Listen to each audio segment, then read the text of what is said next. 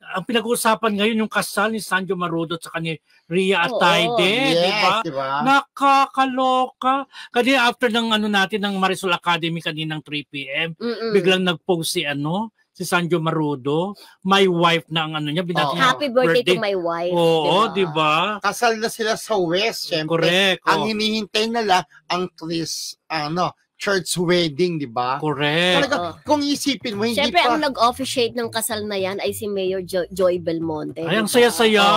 Oo, isang civil wedding. Kaya, marami ang nagtatanong bakit civil wedding, di ba? Siyempre, oo. Civil muna bago maging di ba? Sabi nga bago church wedding, civil matibay una. Din ang civil, di ba? Mas matibay yan. Mas matibay yun ang sinasabi nila. Mas mahirap nga daw maghiwalay pagkakasal kayo sa civil Yun ang sinasabi nila. Pero pag nakakatuwa lang kasi kung isipin, hindi pa naman talaga sila ganun taon na taon yung kanilang relasyon, di ba? Pero talagang meant to be sila, di ba? Pero alam mo, ang hinintay ko may announcement pa yung dalawang yan, bakit madalian ang kasal, di ba? Parang nanggulat sila Walang nakaalam. Siyempre last February lang naganap kasi yung engagement na yan. At ngayon ay March pa lamang. Diba parang more than a month pa lang ang nagaganap, ay eto na may kasalang naganap. Kasi nga, may mga di ba haka-haka, mga bali-balita na di umano'y buntis itong si Rhea, kaya bigla din yung pagpapakasal.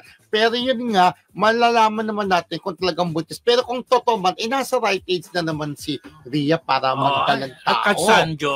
Oo, sila. Okay din, magkakaroon pa. At sabi nga ni Silvia Sanchez, kung naalala nyo, di ba, kumbaga wala siyang right para magsalta tungkol sa tunay na estado ng kalagayan ni Rhea Atayde. Ayaw niyang pangunahan. At siyempre, di ba si Jella, dininay niya na buntis ang kapatid niya.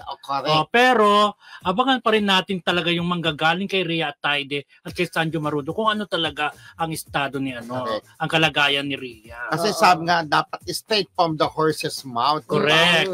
Yes. So, abangan po natin ang kanilang announcement kung talagang buntis ba si Rhea o hindi pa, na talagang nagdesisyon lang sila na magpakasal na, di ba?